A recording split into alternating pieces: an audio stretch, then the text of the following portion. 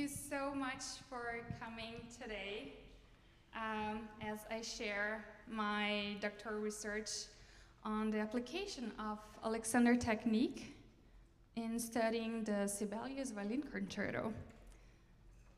Before discussing my project, I wanted to introduce you guys to the Alexander technique. Developed by Frederick Matthias Alexander in the 1890s, it's a cognitive embodiment practice that helps individuals become aware of, self-regulate, and alter habitual, postural, and motor behavior. The Alexander technique is a method of learning to move mindfully through life by identifying and addressing inefficient movement habits and accumulated tension patterns that interfere with our natural ability to move easily. Rather than a series of exercises, it is a re-education of the mind and body, helping individuals release unnecessary tension and find a new balance. AT emphasizes non-judgmental self-observation to reduce reactivity in movement, promote efficiency, and enhance performance in various activities. Through hands-on and verbal guidance, AT teachers help learners develop awareness of proprioception, kinesthesia, and spatial orientation, while identifying and modifying unhelpful neuromuscular habits. These skills are cultivated through simple, everyday actions, such as standing from a chair, and extended to more and complex tasks. Lessons often include basic anatomy and incorporate what we call experiments to explore how mental shifts influence postural tone and movement. And I'm gonna go back to the stand because I did not practice with a mic.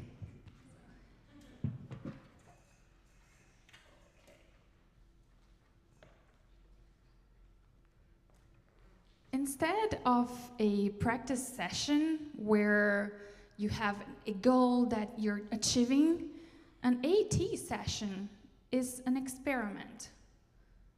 If I think this way, how will it impact my body?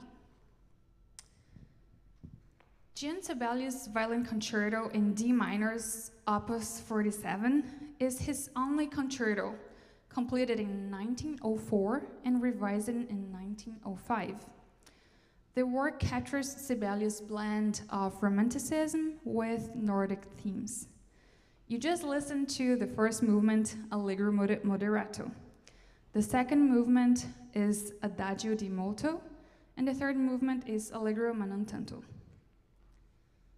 In my undergraduate dissertation, I explored applying the AT to the Mendelssohn Violin Concerto. Building on that experience, I refined and expanded my approach in this project with the initial hypothesis that a student exposed to AT lessons would demonstrate observable improvement in the performance of the concerto.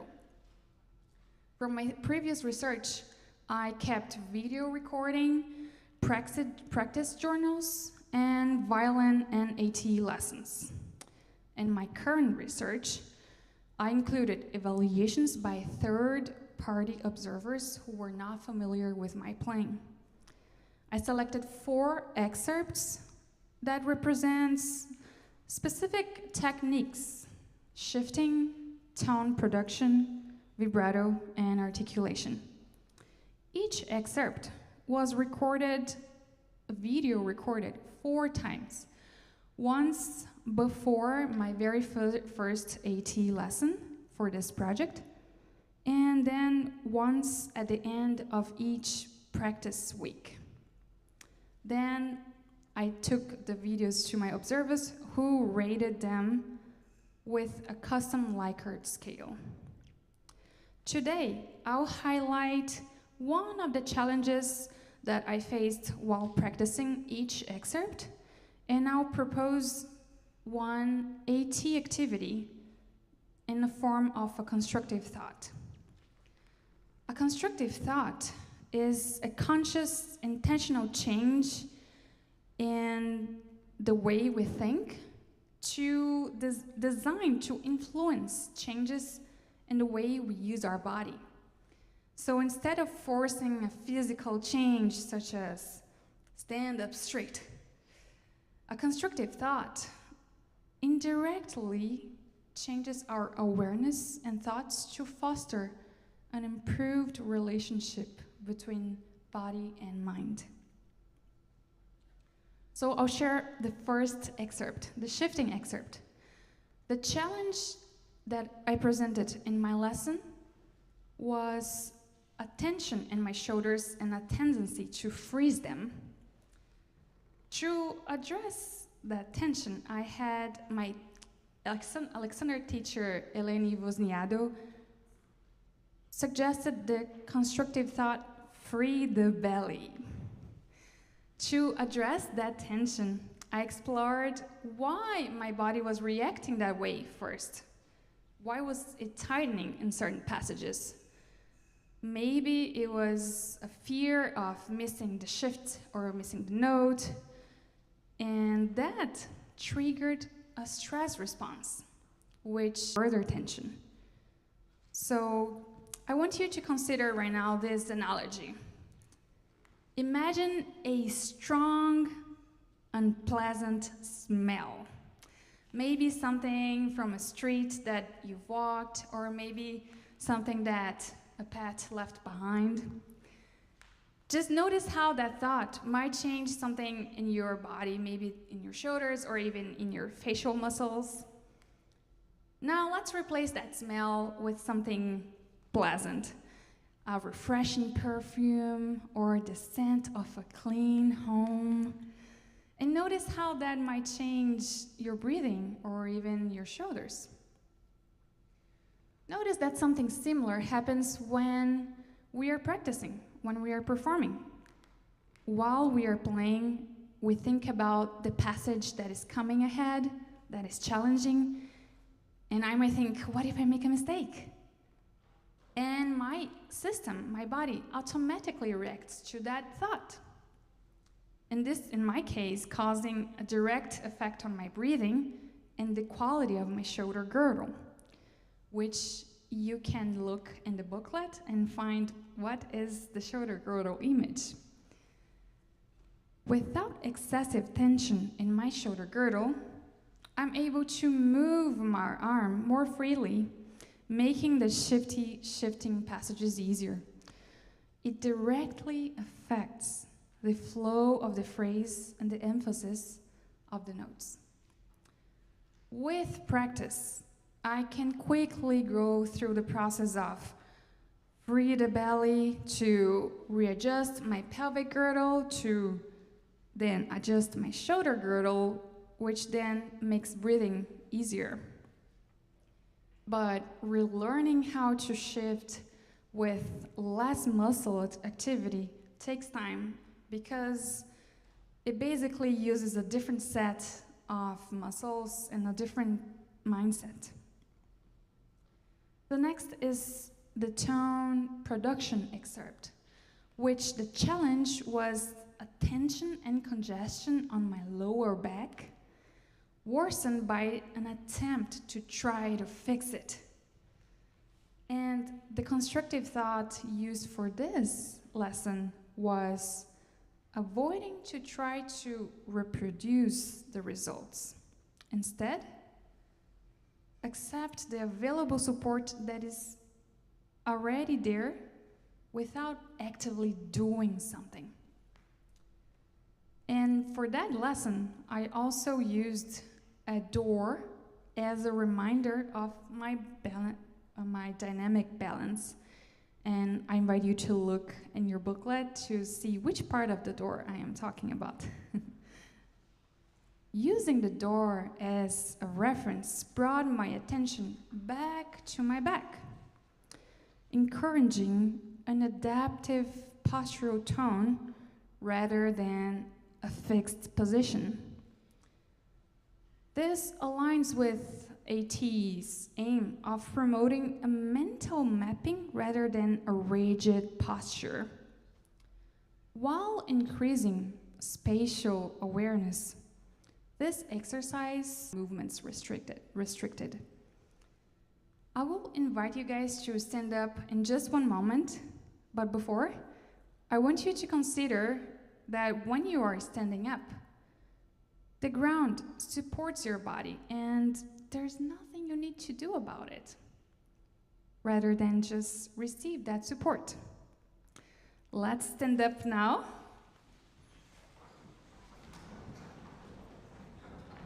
And while you are standing up and just taking a break from sitting for so long, just notice that the ground is there supporting you up, and you don't need to grab it or actively do anything about it.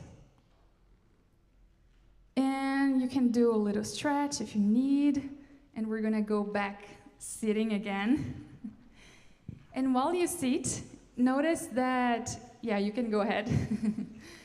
Notice that you also have the support of the chair that you can feel with your sitting bones. And you also have the support of the back of the chair. Just like I did in my lesson with the door, you can experiment while I play the next movement to just receive that support without actively doing anything. I'll be back in 1 second.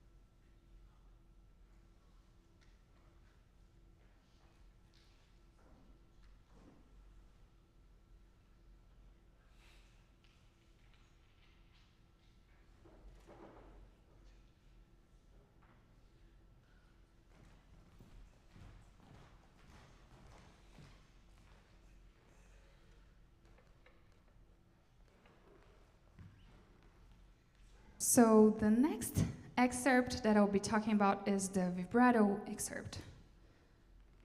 This excerpt was interesting that in this lesson I brought questions that were building from previous questions, from previous lessons, focusing on how awareness and constructive thoughts open new perceptions and helps us refine our self-proprioception.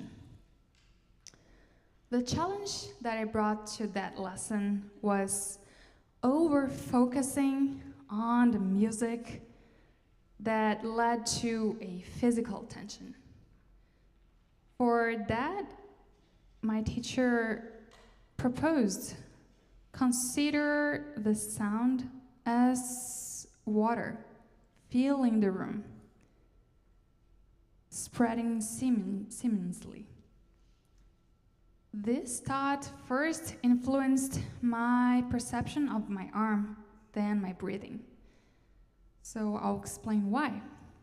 The change of muscle tone from reading the music to feeling the room redirected my attention to the space around me.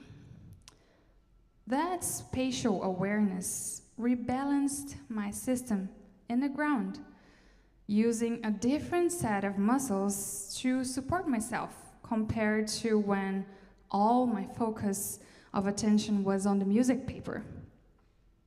That change of postural tone inhibited the urge to use excessive tension to do the vibrato. That reduced tension also facilitated a more efficient breathing and improved my arm freedom, resulting in a natural change in the muscle tone and the whole muscle tone, and enhanced my posture. With less tension through my arms, my fine movement muscles were more free and more available to easily control the width and the speed of the vibrato. I want to invite you now to bring your attention to the space around you, this big hall. Instead of zooming in on the speaker, on the stage, or on the instruments, notice how much space you have available above your head and behind your head. Notice if that changes anything in your body and in your system. Does it change your breathing?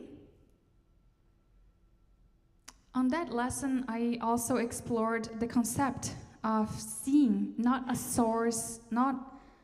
a source of effort, but as an act of letting go. I want to invite you to experiment with this perception, with this idea. Letting go by receiving the light into your eyes rather than actively working to see. For me, in my practice, it introduced me a sense of ease and openness. The last excerpt was the articulation excerpt. And the challenge of that lesson was a disconnection between my upper and lower body. We often see with violinists, because we can play seated or standing, and that disconnection for me brought an anxiety centered in my abdomen. The constructive thought for that activity was grounding myself by feeling the floor support through my feet. That also helped me to create a sense of collaboration between both arms. The awareness of my connection to the ground helped me to reorganize my postural tone and then also reduce anxiety. Awareness of space engages sensory systems such as proprioception, the vestibular system, and visual space processing, which activate the parasympathetic nervous system. This helps counteract the stress-induced fight or flight response, reducing anxiety and like the heart rate and cortisol levels. I had, through all my years of playing, developed many tension patterns associated with playing the violin. By feeling myself grounded, I realized that I can use the least amount of tension necessary to lift my violin and play. While pre-existing synaptic pathways in my brain initially reinforced those tension patterns, all these tools from AT allowed me to create new pathways that supported more efficient movement. Most of us rely on superficial muscles designed for fine movements, to hold us upright, while the deeper postural muscles often go unused. With every breath, we naturally rebalance our posture. In AT work, we focus on redistributing muscle tone, allowing superficial muscles to relax and become more available to their intended functions, like fast bow changes or vibrato. If my shoulder is already tense from supporting myself, it can directly compromise the technique I'm trying to perform. You might notice that most of the AT activities involved freeing those superficial muscles from the task of holding me upright, which instead engaged the deeper postural muscles suited for that purpose. That AT work allowed me to release my head so it doesn't need to be held rigidly. This, in turn, enabled the neck muscles to move more freely, creating a natural redistribution that supports effortless movement. Through this work, I'm learning the distinct roles of muscles designed for posture versus those meant for movement, and how to optimize their functions. This research evolved significantly, ultimately reshaping my questions and objectives. Initially, I approached AT as a distinct variable for measuring improvement, but soon I realized that I should focus on how AT could be integrated and reshape my entire practice process. This project began at a point where I was already in a later stage of practicing and performing. In future research, I would like to explore the idea of placing the use of myself at the center of my musical practice, starting from the earliest stages, like learning the notes. This approach is a holistic blending mind and body in a fluid, organic process. This at home, professional feedback will most likely deepen and refine your understanding of the Alexander technique. Through this lecture, I have shared examples of how I applied AT to my practice of the Sibelius Concerto, and I hope that this sparks some curiosity about how you can incorporate AT into your own routine and how that might feel or sound different. I am getting getting close to my ending, so I just want to thank a few people. I want to thank Trevor for being by my side all the time, my family for their support, and my friends here in Memphis they have been a great source of encouragement. And I also want to thank Dawson for his support. I want to thank my committee for their guidance and for their patience and kindness in teaching me all these years. I want to also thank Eleni Vosniado, who has guided me in my Alexander technique discoveries since my undergraduate studies. I'm also thankful for Miss Shantae that helped me with my outfit for today. And I could not forget to say a huge thank you to Ellen Rolfs and the Circle of Friends, especially David Kurans and Susan Kurans Gifford.